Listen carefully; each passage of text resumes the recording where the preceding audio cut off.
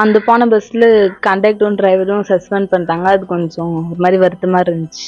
திரும்ப அவங்களுக்கு வேலை கொடுத்தா பரவாயில்ல. ஏன்னா அவங்க வீட்லயும் பசங்க இருக்கிறாங்க. அதனால அவங்களுக்கு திரும்ப வேலை கொடுத்துட்டா பரவாயில்ல. அதாவது ஒரு திருக்குறள் ஒண்ணு இருக்கும், இன்னா செய்தாரை ஒருத்தல் அவர் நான நன்னயம் செய்து விடல் அப்படி. அந்த ஒரு திருக்குறளுக்கு ஒரு ரியலான விளக்கத்தை காமிக்கணும் அப்படின்னு நினைச்சீங்கன்னா இந்த பொண்ணு பேசினதை எடுத்து காமிங்க. அதாவது நீங்க இந்த வீடியோ கண்டிப்பா பார்த்துட்டு இருந்திருப்பீங்க. 2 மாசத்துக்கு முன்னாடி மார்ச் 28 பப்ளிக் எக்ஸாம் எழுதுறதுக்கு கொத்தக்கோட்டை பஸ் ஸ்டாப்ல ஸ்கூலுக்கு போறதுக்காண்டி வெயிட் பண்ணிட்டு இருக்காங்க இந்த பொண்ணு. ஆனா அந்த கவர்மெண்ட் பஸ் பாத்தீங்கன்னா நிக்காம போகுது. இந்த பொண்ணு அந்த பஸ் பின்னாடியே ஓடி போறாங்க. பரீட்சையை மிஸ் பண்ணிடக்கூடாது அப்படின்றதுக்காண்டி பஸ்ல ஏறுறதுக்கு ஓடி போறாங்க. கிட்டத்தட்ட 20 மீட்டர். அதுக்கப்புறமா அந்த பஸ் நிக்குது. அதுக்கப்புறமா அந்த பொண்ணு ஏறி போறாங்க, பரீட்சை எழுதுறாங்க. 437 மார்க் எடுக்க பாஸும் ஆயிடுறாங்க. இதுக்கு இடையில என்ன ஆகுது அப்படின்னு பார்த்தோம்னா இந்த வீடியோ ஆனது வைரல் ஆகுது. அதனால இந்த பஸ்ஸோட கண்டக்டரையும் டிரைவரையும் பாத்தீங்கன்னா சஸ்பெண்ட் பண்ணிடுறாங்க. அதுக்கப்புறம் பாத்தீங்கன்னா அந்த பஸ்ஸோட ஓட்டுநரை சஸ்பெண்ட் பண்ணிட்டு அந்த பஸ்ஸோட கண்டக்டர் பாத்தீங்கன்னா ஒப்பந்த அடிப்படையில் வேலைக்கு வந்திருக்காப்ல, அவரை வேலையை விட்டு தூக்கிட்டாங்க. அதுல இருந்து இந்த பொண்ணுக்கு உறுத்திட்டே இருந்திருக்கு, நம்மளால தானே அவங்களுக்கு வேலை போயிருக்கு, ஈவன் அவங்க பண்ண தப்புனால தான் அவங்களுக்கு வேலை போயிருக்கு அப்படின்னு இருந்தாலும் இந்த பொண்ணுக்கு என்ன தோணி இருக்குன்னா நம்மளால தானே அவங்களுக்கு வேலை போயிருக்கு, அவங்களும் நம்மள மாதிரி கஷ்டப்படுற குடும்பமா தானே இருப்பாங்க, அவங்க இந்த மாதிரி வேலை இல்லைன்னா அவங்க புள்ள ஊட்டி எல்லாம் கஷ்டப்படும் அப்படின்னு இந்த பொண்ணு பாத்தீங்கன்னா அவங்களுக்கு திரும்ப அந்த வேலை கிடைக்கணும்னு சொல்லி கேட்டுக்கிறாங்க. இப்படிப்பட்ட ஒரு பொண்ணுக்கு தான் அவங்க பஸ் நிப்பாட்டாம போயிருந்திருக்காங்க.